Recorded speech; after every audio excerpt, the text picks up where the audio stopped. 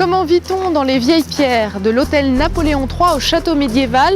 Fugue vous emmène à la découverte de ces prestigieuses demeures qui ont su garder toute leur authenticité grâce à leurs propriétaires, soucieux de préserver et restaurer ce patrimoine qu'ils détiennent.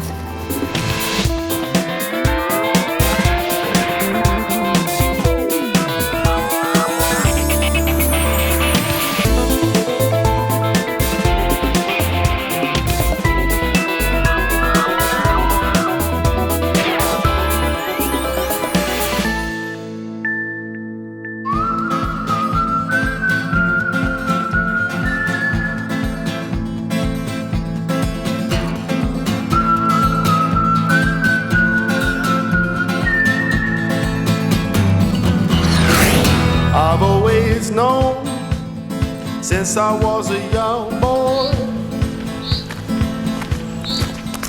in this world everything's as Première demeure exceptionnelle à un hôtel particulier, Napoléon III. now my father told me always speak the truth. Annie, bonjour. Bonjour, Merci de nous recevoir chez vous. bienvenue. Alors là, c'est le jardin d'hiver, j'imagine. C'est le jardin d'hiver de l'hôtel Napoléon III, dont nous avons pris les habits il y a maintenant tout juste un an. Ça fait un an que vous vivez ici. Un an. De quand date la maison? 1870. 1870. Oui, c'était l'hôtel des pros, hein, qui était une famille de banquiers lédoniens, une grande famille de grands notables. Une Voilà. grande histoire pour cette demeure. Alors vous avez tout restauré à l'intérieur. Tout restauré, On va voir. on va voir le grand salon si vous voulez. Ici vraiment c'était un grand salon qui était complètement abîmé. Mon mari est très scrupuleux sur cette chose-là. Figurez-vous qu'il a passé quand même 6 mois Juste dans cette pièce? juste dans cette pièce à faire les peintures, les dorures, à mouler les coquilles, les angelots Parce que qui étaient c'est lui abîmés. qui le fait. Ah oui, oui, oui. Il fait pas appel à des Moi, spécialistes. moi, j'apporte tout juste le moule que je rapporte chez le dentiste et Carrément. lui ensuite il moule et il peint à la dorure, voilà. Au petit pinceau. Voilà, au petit pinceau. Et voilà. c'est sa passion. C'est sa passion, sa passion. Il a toujours aimé des choses démentes à restaurer, voilà, depuis toujours. Et vous suivez avec plaisir, je Oui, crois. oui, en fait j'arrive et puis je me mets tout de suite dans les habits de l'histoire de la maison, comme je suis historienne, je cours tout de suite à la recherche de leur histoire et après... Donc vous avez découvert comment on vivait dans cette maison, Ouais. tout en essayant de vivre au présent dans cette Ah maison. oui, et vous savez qu'en 1881, ici, dans cette maison, il y avait 8 domestiques. Pas mal. Et maintenant, au XXIe siècle, Il n'y en a qu'une, c'est vous. c'est moi qui fais les 8 domestiques. On peut voir les autres pièces? Bien sûr, je vous emmène.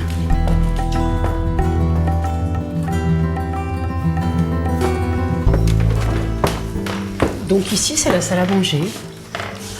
La salle à manger dans le style néo-renaissance, comme on faisait dans les hôtels Napoléon III. Quand on vit dans un monument historique, on a quand même des obligations. On est des passeurs de mémoire, j'allais dire. Et voilà, donc on vit dans les replis de la mémoire d'une famille. Alors pour restaurer ce petit salon, il vous a fallu faire des recherches justement pour rester proche de cette histoire que véhicule la maison. Bah, de toute façon, il y avait le problème de la couleur des murs, parce que la tapisserie était marron, elle était épouvantable, on n'avait plus qu'à se pendre. Donc il a fallu trouver donc le bleu qui allait. Donc on est allé au musée de Rixheim pour s'inspirer un peu des bleus de cette époque, des bleus chauds, ce qui n'était pas facile à faire. Enfin, c'est mon mari qui est le maître des couleurs qui en a décidé ainsi. Moi, je trouve que ça m'a plu, c'est assez chaud.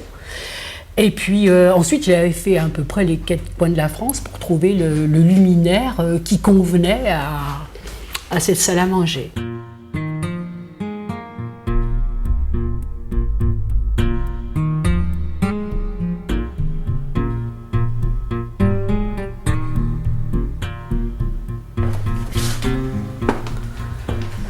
Donc ici, c'était l'office. Et la cuisine se trouvait où? Ah bah la cuisine se trouvait dans les sous-sols. Dans les sous-sols, c'était là que régnait la cuisinière, où tous les domestiques se retrouvaient. Les domestiques mangeaient tous à la cuisine. Il y avait un monde plat avec un système de poulies et de manivelle. Donc la cuisinière mettait les plats dans le monde plat, et puis la femme de chambre qui servait les mettre à table dans la salle à manger, récupérait les plats et servait. Mais la cuisine est ici aujourd'hui. Ah bah oui, bah heureusement, vous me voyez quand même préparer la cuisine en bas, monter, et non, ça... Toi, oui, vous avez le droit de dire, hop, je fais la cuisine ici. Vous auriez pu la faire n'importe où. Bah non, là on ne touche à rien. Hein. Donc là, il a créé donc un bloc avec l'évier, avec la plaque à induction. J'ai même un lave-vaisselle. Ça, on a quand même à prendre, on ne touche à rien. C'est un petit rajout moderne, un peu de confort. Oui, tout bah, de il même. faut quand même. Hein. Oui. Vous restez ici l'hiver, il me semble. Ah oui, mais au printemps, vous filez ailleurs, dans une autre demeure. Longtemps, j'ai habité à Siam. Alors vraiment, l'hiver à Siam avec l'un qui déborde, et ça, j'en pouvais plus. Donc l'hiver, on est bien là. Et puis l'été, à partir du mois de mai, on remonte à Siam. C'est pas toujours confortable de vivre dans des monuments historiques. Ah oui, mais c'est une manière d'être.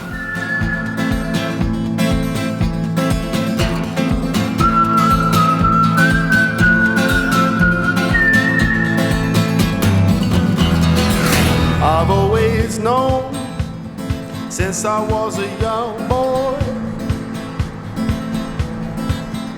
in this world everything's as good as bad. Now my father told me always speak a true word, and I have to say that is the best advice I've had. Because something burns inside of me. Bonjour. Bonjour. Lons pour Annie et Siam pour vous, c'est ça? C'est ça, un petit peu, oui. C'est un peu ça. Ça fait combien de temps que vous êtes sur le domaine de Siam? Depuis 90, environ une bonne vingtaine d'années. Comment tout a démarré ici?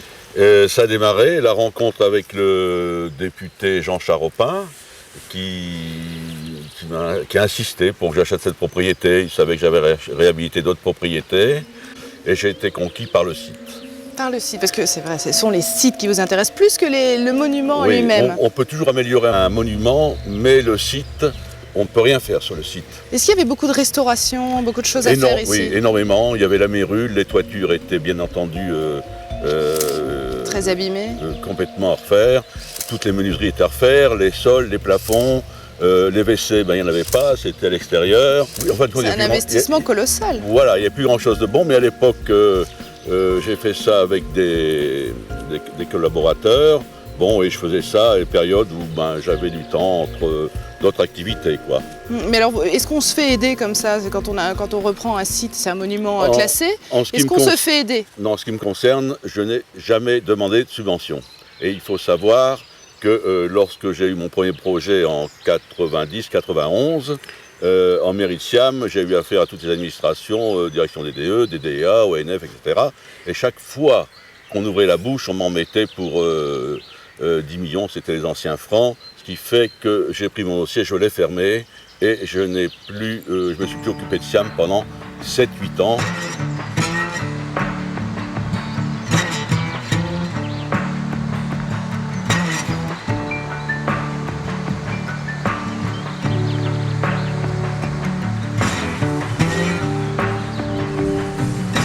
C'est pas le premier coup d'essai, des sites, vous en avez restauré de nombreux et d'importants.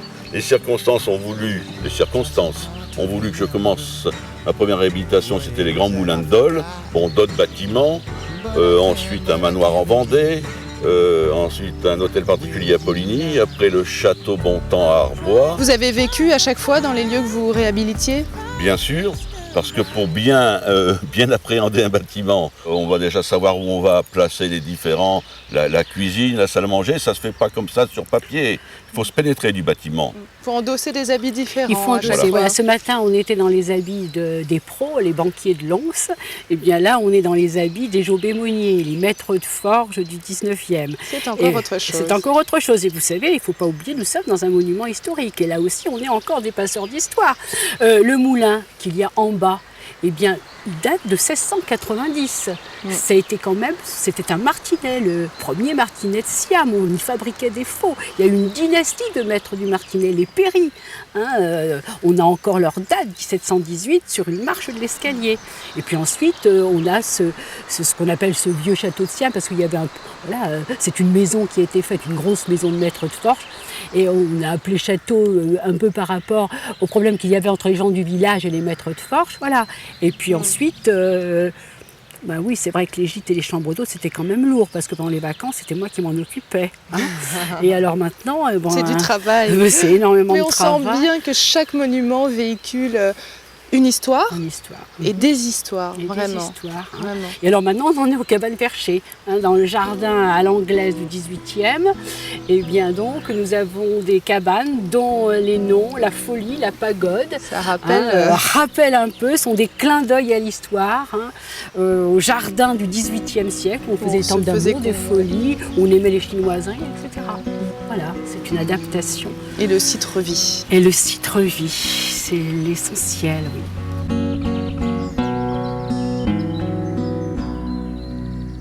We're now on a limb, gone too far, broke down at the side of the road.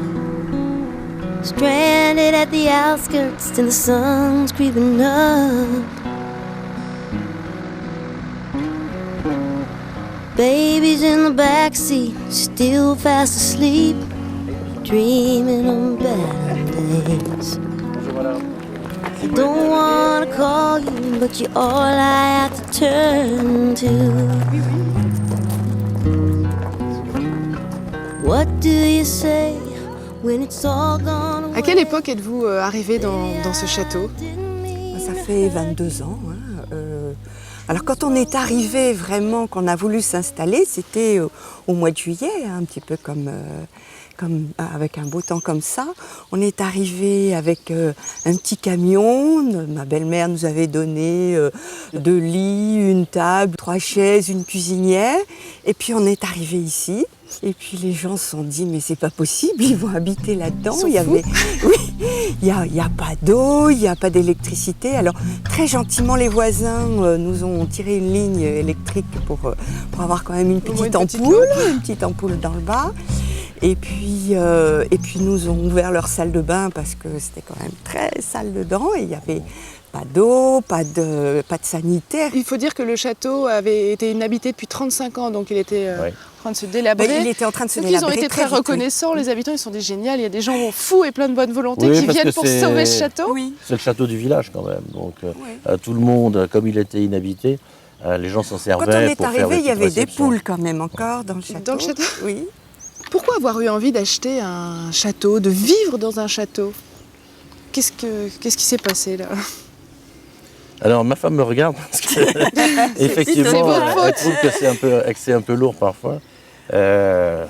Moi j'avais eu l'habitude, j'avais un grand-père qui avait un château comme ça, qui est passé à ma tante. Bon. Et donc j'ai toujours été un peu frustré dans mon enfance. J'allais chez mon grand-père et puis à un moment donné, j'ai plus pu y aller puisque c'était plus chez nous.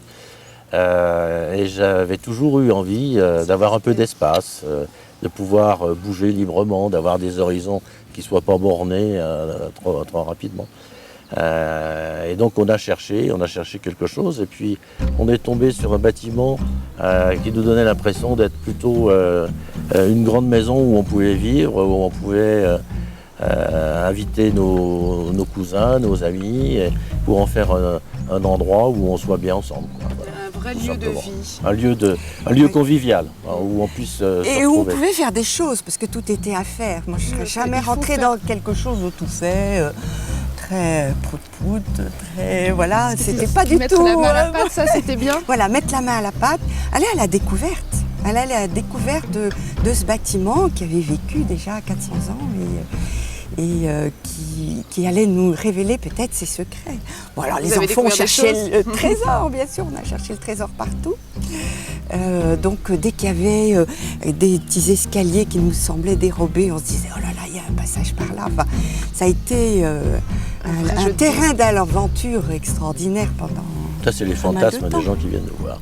Non, mais les enfants aussi, puis... Comment on fait revivre un lieu comme celui-ci? Je crois que c'était assez naturel parce que, comment dire, oui, on se sentait bien dedans.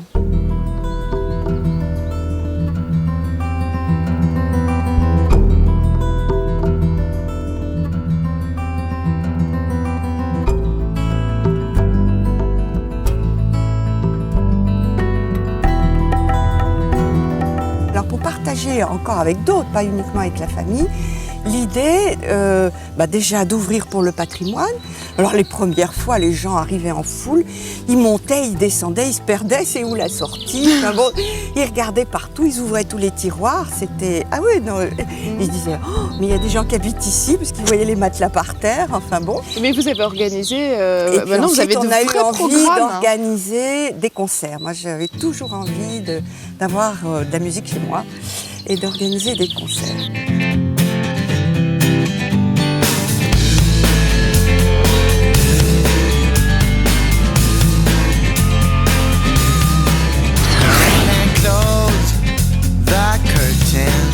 Cause all we need is candlelight, you and me, and a bottle of wine, and I'll hold you tonight.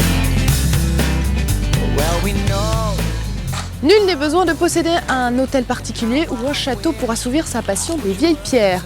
Participer à la sauvegarde du patrimoine passe aussi par la restauration d'une maison, en l'occurrence d'une ferme comtoise. Delay our misery. Say tonight, fight the break of dawn, come tomorrow. Tomorrow I'll be gone. Say tonight, fight the break of dawn, come tomorrow. Tomorrow I'll be gone. Bonjour Baptiste, Bonjour. en plein boulot. Toujours un petit peu, oui. Donc, vous en avez pour combien de temps là? Vous en êtes où des travaux? Eh ben, je viens de terminer le toit il y a de ça 3-4 mois. Et puis donc maintenant je me suis attaqué justement à faire vraiment ce qui est intérieur, commencer à cloisonner, réaliser quelques ouvertures sur la périphérie là, pour pouvoir faire quelques pièces, vivre sur place et puis ensuite continuer à rénover à plus long terme. Ouais, ça va ce qui vous prendre restera. combien de temps d'après? Vous avez estimé un peu le temps que Pas du vous tout. allez y passer? Pas du tout. Je me suis dit, bon, je me lance et puis bon, je suis né un peu là-dedans puisque mes parents ont rénové une vieille maison sur Villers-Farlay. Donc je sais que c'est du long terme. Je me retrousse les manches et puis j'y vais. Pas d'échéance précise. Vous êtes né dedans, dans les vieilles Je pierres? suis né un peu dedans, voilà, c'est ça. Ouais. Donc toujours en train de choisir quelques pierres, en trouvant rarement celles qu'on cherche. Donc voilà. Comment réagit le village? Est-ce qu'ils vous prennent pour un fou? Ils disent, il reprend cette maison, ça va être tellement difficile de tout refaire comme avant. Disons que c'est une vieille maison, donc par rapport à l'âge du village, une des plus vieilles. Et en fait, il y a beaucoup de personnes donc, qui ont connu cette maison, qui ont vu les personnes qui y vivaient évoluer. Et donc ils sont assez contents en général de venir voir un peu l'avancement des travaux et puis de voir que justement elle est restaurée, elle ne viendra pas en bas comme beaucoup malheureusement. Ils vous donnent un coup de main un peu ou... J'ai beaucoup d'amis donc sur le coin qui me donnent des coups de main, qui me prêtent du matériel, ainsi de suite.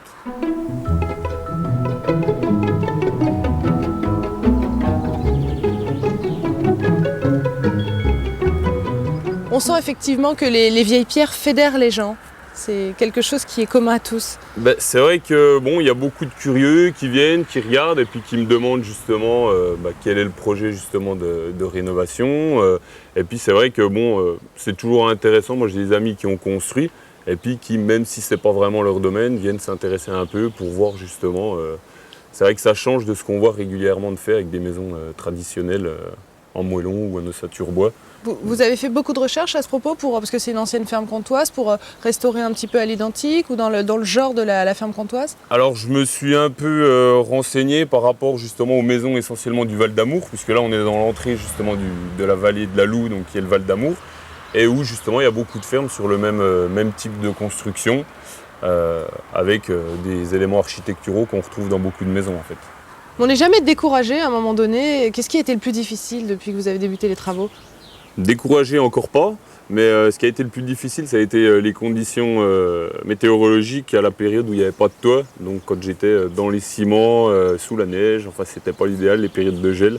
Donc c'était plus une question météorologique que des tâches plutôt ardues. En Donc on se décourage pas, on est toujours. Il faut vraiment être passionné. C'est pas possible autrement. Faut être passionné, puis il faut savoir aussi s'accorder un peu de temps à côté quand on sent que justement on en a besoin. Un petit et week-end puis de jouer temps le en long temps, terme. off. Voilà, exactement, de temps en temps. Bon, je voudrais pas vous retarder. Hein. Eh bien, Bon merci courage. Au revoir. Au revoir.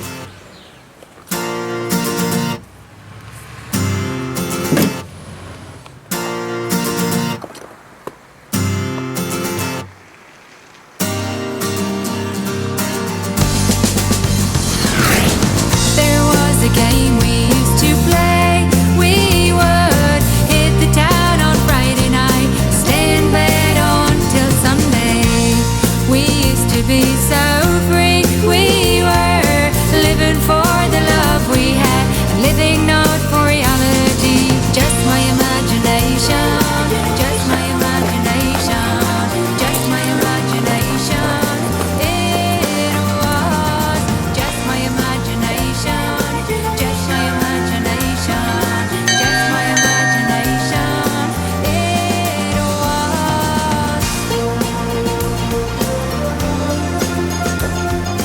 Bonjour Madame de Sury. Bonjour madame. On a l'impression de rentrer dans une véritable demeure de contes de fées. Enfin, c'est l'impression que ça m'a fait. Ah, ça me fait plaisir à entendre en tout cas parce que... De quand date le château?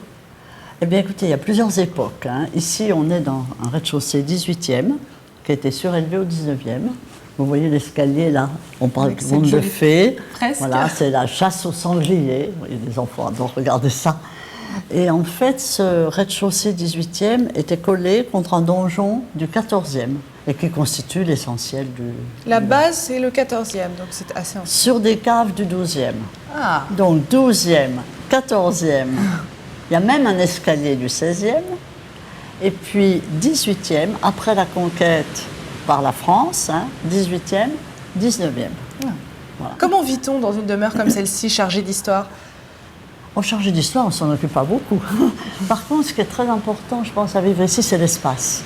Je veux dire, les pièces sont énormes, sont très grandes. Vous verrez, les chambres, c'est 50 mètres carrés. Et voilà, on aime ou on n'aime pas. Et il y a des gens qui ne supportent pas. Et les Allez, pièces à venez voir. vivre?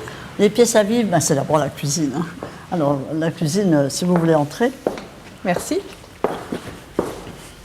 voilà. La principale pièce dans laquelle vous passez votre temps, vous vivez Alors, tous moi, ensemble? c'est dans la pièce à côté, qu'on appelle la salle des gardes.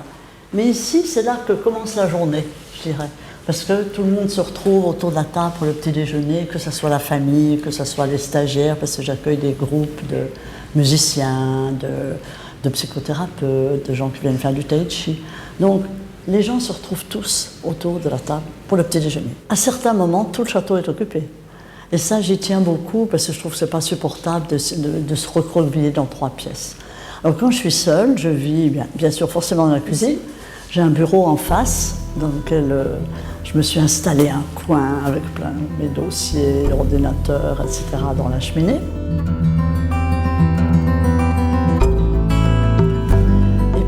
Et puis une pièce où se tenir autour du feu dans la pièce à côté. Ça, c'est les 3 pièces principales.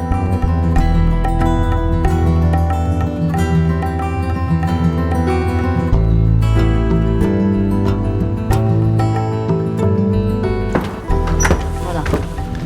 Alors, Voici si vous à voulez l'étage. entrer. Donc là, on entre dans le donjon du XVIe siècle, avec les plafonds à la française, comme on dit. Les petites alcôves, avec les lits en alcôve. Alors ça, les enfants adorent. On fait ici la chambre pour les petits-enfants.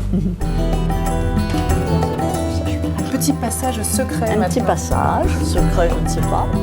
Un petit passage vers une autre chambre, là. Vous voyez, une autre chambre encore, pardon, avec des alcôves, ici. Et un meuble qui doit dater du XVIe siècle.